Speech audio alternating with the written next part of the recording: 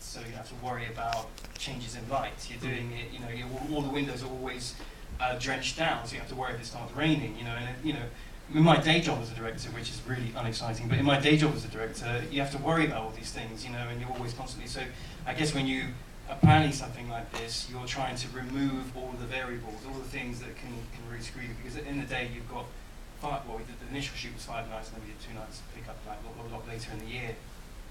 And we didn't have, we had to do it in that time.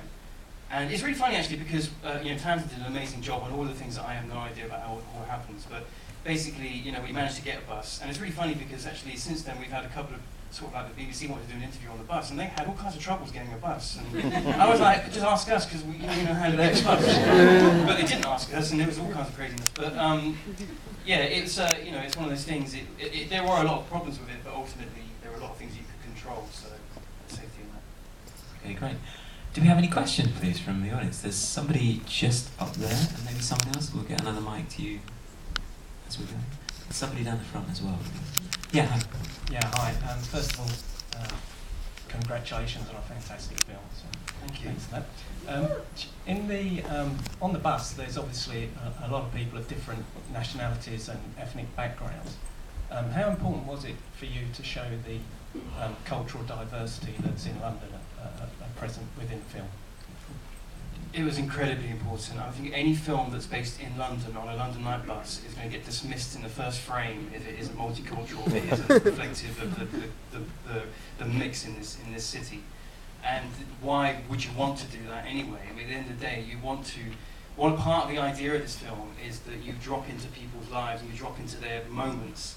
And in certain cases, it's revealing because that's not your culture, that's not necessarily your background. So the perfect example was Wally the Mashana. There's many other examples, but there's the perfect example where, it's you get a chance here to feel like a bit of an insider. There's language being used there, and there's things that being references being used that maybe you don't quite understand, but in a way it almost feels like you're being drawn in and you're being let into that world. And I think it's really disarming and quite, for me personally, I found it quite charming to be able to do that. And so the ethnic mix is really, really important, but also the authenticity of those voices is really, really important.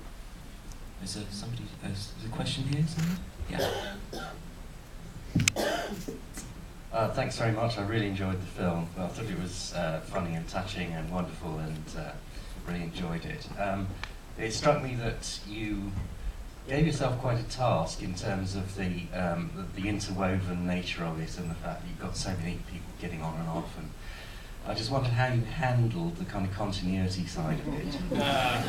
Well, if you were looking closely, you would see that I barely did. I mean, if you were here to look at continuity errors, you'd have a field. No, I'm not interested in continuity errors, just in terms of how much of it was pre-planned and how much of it you just kind of unpicked in the post-production. Well, it's kind of a mixture of both. I mean, I am naturally obsessive compulsive, and one thing I do is always plan things out ridiculously. So we had like a seat map of where everyone was supposed to be sitting, when they were getting off. They had like a timeline of the journey, because actually the initial intention with this, from an editorial point of view, was to actually do a kind of time back and forth thing, so that it wasn't linear in a sense of from the beginning of the journey to the end of the journey. And so what I did is actually plotted out that journey so that we could shoot it in kind of journey order and then choose later where we did it. But when we did a cut in that way, and then we did a little test screening with a few friends, it was obvious it was trying to be too clever, and it was trying to do something. It didn't actually add anything to the film, and actually what it took away was that sense of kind of a sense of place of where you were. I think people were watching it and being a bit distracted by, we're going back and forth in time. And there still is a little bit of that in there, but I think that it's kind of enough to kind of be interesting, but not enough to distract.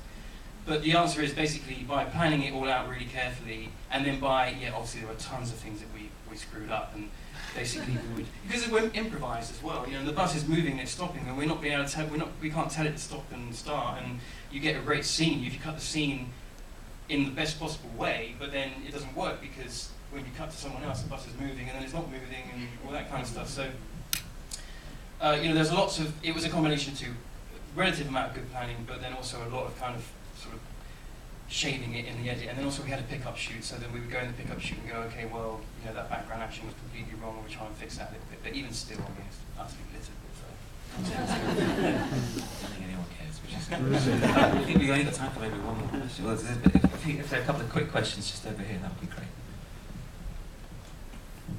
Hey Simon, well done. Amazing. Thank you. Question really, improvisation is very dangerous because it can be, both as a director and as an actor, a very indulgent platform. What is the strongest things of the film is that it lacks any form of indulgence. What were the challenges as a director to keep your actors disciplined? And as actors, where did he find the trust in you to let you know when you were going too far or not far enough?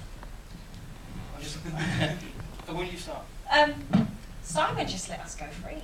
Honestly, he didn't stop us. I mean, there were points of where the camera was rolling, and I think I was kind of glaring at Waleed, thinking, should we be stopping? But Simon he just let us go, and I think that was one of the nicest things as well, the fact that he had so much trust in us, and he just let us go, and he was just telling us, oh, well, I could use a bit of that, and I could use a bit of this, so yeah, he just let us go. I think what was very important as well, that we had workshops beforehand as well, before the whole shoot, and that was that gave us a structure so that we weren't just, you know, sort of talking away for, like talking the hindlegs off a donkey. But you know, so that was very important, and just building up that structure with the you know, who we were acting with, and getting used to the way, you know, working with Simon, which was just an absolute pleasure. So, yeah. I mean, we found some really fun points in the rehearsal process, and then we were reminded of that on the day of the shoot. Simon was like, oh, I really like that bit. Could you know, try and put that in there? And then,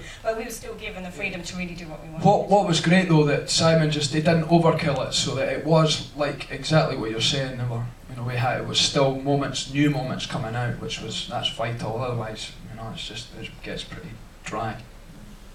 Well, from my point of view, it was important that the main reason I wanted the improvisation approach was, at the end of the day, on a bus with a variety of characters with different backgrounds, different ages and ethnicities and all that stuff, I think you'd have to be a really amazing scriptwriter to write something that had an authentic voice all the way through the film. And, you know, it's been done in the past by many great people, and also, you know, it's been done more and more, and I think that at the end of the day, we sat down and worked out what the scenes were, and we knew what the main plot points were, and we knew what the main sort of elements in each scene that was going to take it to the next, you know, was going to create the sort of impetus for, you know, the next part of the conversation. But what we didn't do is write down a dialogue script, and I think, you know what, I think also as well, kind of films that are dialogue based, unless they're done by absolute masters at it, they can really fall flat. You know, if you suspect for a moment that it's not authentic or it doesn't feel right, you know, I certainly couldn't write a script for that I think that would be anywhere near as good as what these guys came up with. But I acted like a lot of the time like a viewer rather than a director. I would kind of sit there and go, oh, I was interested in that bit, that was boring, let's go on to do something else. That had potential there. And personally, I think it really, really works. I think that, you know, a film that's based with characters and the sort of ensemble nature of it, I think that it's actually really what drives it actually is the way the actors, all of them, took on board their characters, really took it seriously. I mean, they really took it seriously. You should see some of the emails I got with backstories of each character that they had kind of worked on, and I kind of joined them with kind of sort of crafting that a little bit. But yeah, it was one thing I knew when we finished the shoot. One thing I knew that I may not be able to edit it into something decent, but I knew that there was some fantastic material there. I'm so sorry, but I'm afraid there's another film coming and we're going to have to leave it there. But can you just join me? Everybody connect. Thank you.